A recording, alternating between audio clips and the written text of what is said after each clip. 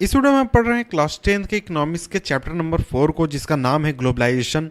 और इसके पहले हमने 2 वीडियो किया है इस चैप्टर के ऊपर, और ये है वीडियो नंबर 3। तो इसके पहले के वीडियोस आपने अगर नहीं देखे हैं तो नीचे डिस्क्रिप्शन लिंक है जहां से आप इस चैप्टर के सारे वीडियोस देख सकते हैं। तो अब हम आगे बढ़ते हैं और पढ़ते हैं टॉपिक जिसका नाम है foreign trade and integration of markets. तो आखिर हमें इस टॉपिक में पढ़ना क्या है? इस टॉपिक में हमें पढ़ना है फॉरेन ट्रेड के बारे में, और हमें ये पढ़ना है कि आखिर जो फॉरेन ट्रेड है वो मार्केट्स को, कंट्रीज़ को किस तरीके से जोड़ता है, किस तरीके से इंटीग्रेट करता है। तो अगर आप हिस्ट्री की बात करें तो बहुत लंबे समय तक जो फॉरेन ट्रेड था वही एक जरिया था जिसके ज़रिए दो देश आपस से जुड़ते थे, आपस से किसी भी तरीके का कनेक्शन रखते थे। फॉर एग्जांपल अगर आप बात करें इंग्लैंड की, जिसने इंडिया पर करीब 200 साल राज किया, तो ये देश इंडिया के संपर्क में कैसे आया? तो इंग्लैंड और भारत का जो संपर्क था वो सिर्फ एक रीज़न से था, और वो था फॉरेन ट्रेड। तो अगर हम बात करें जो ईस्ट इंडिया कंपनी की, तो ईस्ट इंडिया कंपनी भारत में सिर्फ एक रीजन से आई थी, और उसका मकसद था ट्रेड करना, बिजनेस करना और उससे मुनाफा कमाना। तो इसी तरीके से आज के अगर हम 50 साल पहले देखें या आज के 30 साल पहले देखें, तो हिस्ट्री अगर हम देखते हैं तो उसमें हम देखते हैं कि दो कंट्रीज, उनके बीच में कनेक्शन का जो फॉरेन ट्रेड है वही एक मुख्य जरिया हुआ करता था। तो आपने हिस्ट्री पढ़ा होगा तो उसमें आपने देखा होगा कि इंडिया से कई सारे ट्रेड रूट्स थे जो कि इंडिया को साउथ एशिया से कनेक्ट करते थे, और इसके अलावा ईस्ट में कंट्रीज से कनेक्ट करते थे और वेस्ट में कंट्रीज से कनेक्ट करते थे, जहाँ से बहुत बड़ी संख्या में ट्रेड होता था। और इन रूट्स, ये जो रूट्स थे ये काफ़ी पॉपुलर रूट्स थे। तो आपको ये याद होगा, हिस्ट्री में आपने पढ़ा होगा कि ये जो ट्रेडिंग इंटरेस्ट था इसके वजह से ही बहुत सारी कंपनीज इंडिया आई थी, जैसा अभी मैंने कहा ईस्ट इंडिया कंपनी। इसके अलावा आप जानते हैं कि पुर्तगाल के लोग भी आए थे, डच लोग भी आए थे, और भी लोग आए थे। तो वो उनका सिर्फ एक मकसद था शुरुआत में, वो था ट्रेड। यानी कि ट्रेड की वजह से ही दो कंट्रीज जिनका आपस में कोई लेना देना नहीं है वो एक दूसरे के संपर्क में आते हैं, एक दूसरे से बात करते हैं या एक दूसरे से रिलेशन रखते हैं। तो इतिहास में अभी तक हमने ये ही पढ़ा है। तो अगर हम फॉरेन ट्रेड की बात करें, तो अगर हम इसे सिंपली समझे तो फॉरेन ट्रेड एक तरीके का अपॉर्चुनिटी क्रिएट करता है, जिसमें कोई भी मैन्युफैक्चरर है या फिर कोई भी प्रोडक्ट बनाने वाला व्यक्ति है वो अपने डोमेस्टिक मार्केट से बाहर जाकर अपने प्रोडक्ट को बेच सकता है। तो ये चीज़ मैं आपको थोड़ा सिंप्लीफाई करके समझा देता हूँ। फॉर एग्जाम्पल आप बात कीजिए एप्पल की। तो एप्पल जो है वो मोबाइल फ़ोन बनाता है, लेकिन वो कहाँ की कंपनी है? यूएसए की कंपनी है। तो उसका डोमेस्टिक मार्केट कहाँ हो गया? यूएसए में। तो अगर वो फॉरेन ट्रेड ना करे, एप्पल अगर फॉरेन ट्रेड नहीं करता है, तो वो अपने प्रोडक्ट को सिर्फ और सिर्फ यूएसए में बेच पाएगा, और वहीं पर से जो वो उसे मुनाफा मिलता है वही उसे केवल मिलेगा। लेकिन अगर एप्पल फॉरेन ट्रेड करता है तो वो अपने डोमेस्टिक मार्केट यानी कि यूएसए से बाहर जाकर किसी भी देश में बेच सकता है, चाहे वो आपका यूरोप का कोई देश हो या फिर एशिया हो या फिर अफ्रीका का कोई देश हो। तो इस तरीके से हम देखते हैं कि जो फॉरेन ट्रेड है उसके वजह से कोई भी कंपनी है या फिर कोई भी मैन्युफैक्चरर है वो अपने प्रोडक्ट को डोमेस्टिक मार्केट से बाहर जाकर बेच सकता है।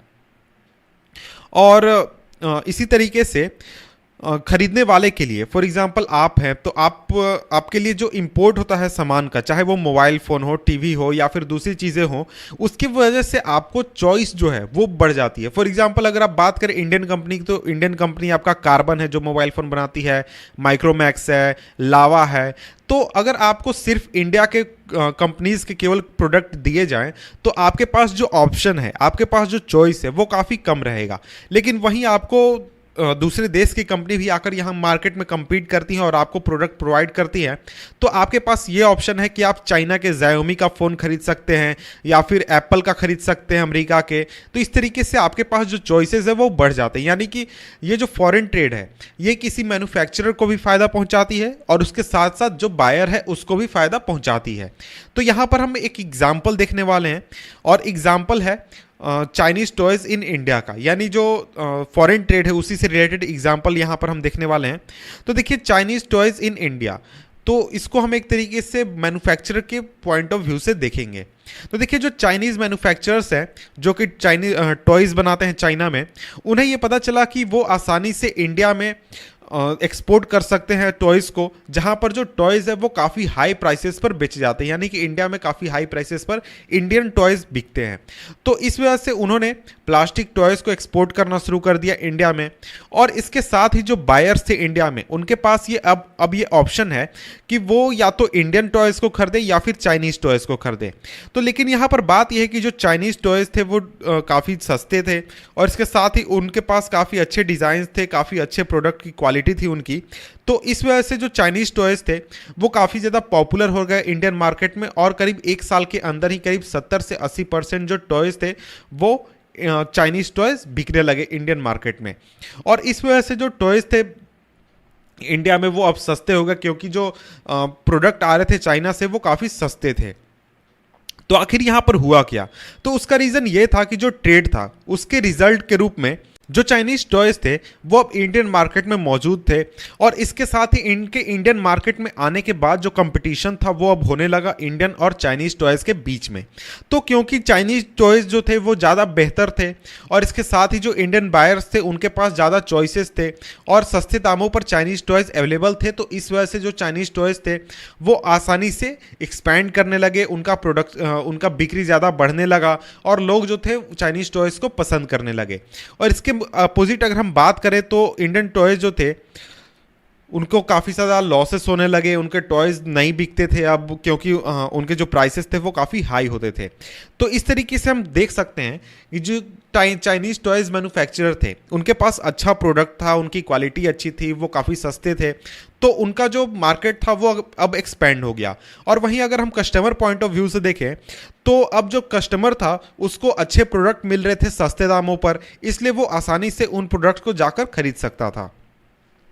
अगर हम जनरली बात करें तो ट्रेड को खोलने से, यानी ट्रेड को ओपन करने से जो सामान है वो ट्रैवल करता है एक मार्केट से दूसरे मार्केट में, और इसके साथ ही जो चॉइस है मार्केट में, यानी इंडिया में अगर हम बात करें, अगर कोई फॉरेन प्रोडक्ट आता है तो उसके बाद यहाँ के लोग जो है, जो कस्टमर है उसके पास जो चॉइस है वो बढ़ जाता है।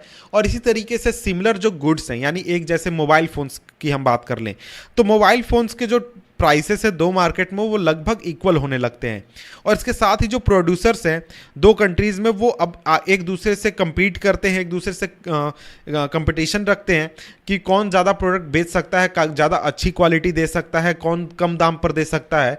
तो इस तरीके से हम देख सकते हैं कि जो फॉरेन ट्रेड है वो एक तरीके से कनेक्ट करता है मार्केट को और इंटीग्रेट करता है डिफरेंट कंट्रीज़ के मार्केट को एक में। जो प्रोडक्ट है, एक ही प्रोडक्ट दो देशों में बिक रहा है, तो हम एक तरीके से समझ सकते हैं कि वहाँ का जो मार्केट है एक दूसरे से इंटीग्रेट हो चुका है, यानी एक मार्केट में जो प्रोडक्ट बिकेगा लगभग उसी प्राइस पर उसी क्वालिटी की प्रोडक्ट आपको दूसरे मार्केट में भी देखने को मिल जाएगी।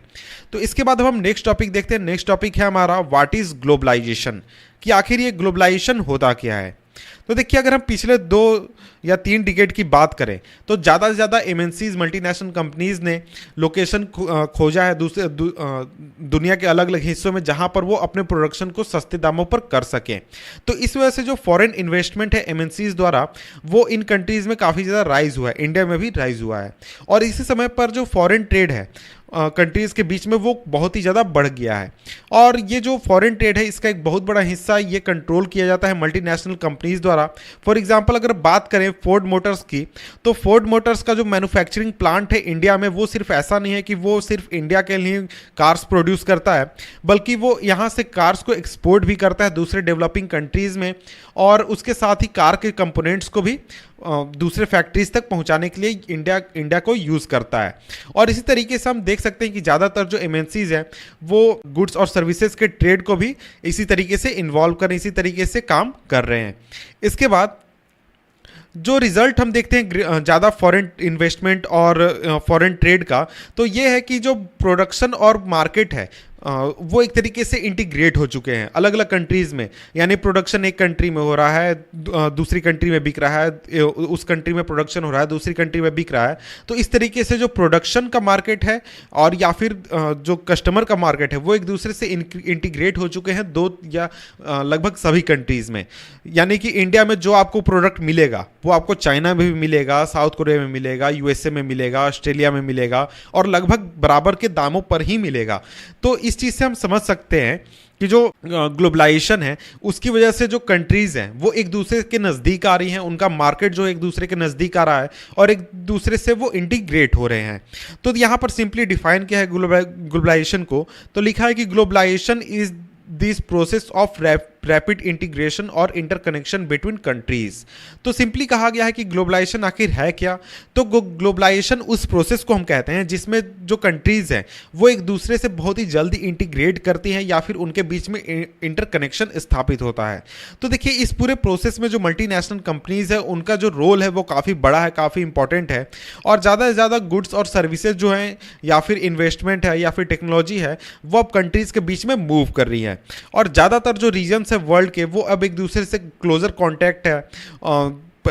जैसे अगर हम पिछले 20-30 साल पहले से अगर हम कंपैरिजन करें, फॉर एग्जांपल अगर बात करें तो इंडिया और चाइना, इनके बीच में जितने मजबूत रिलेशन आज के 40 साल पहले या 30 साल पहले थे उससे कई ज़्यादा गुना अब जो रिलेशन है वो मजबूत है। उसका रीज़न क्या है, वो यह है कि इनके बीच में जो ट्रेड है वो काफ़ी ज़्यादा बढ़ चुका है।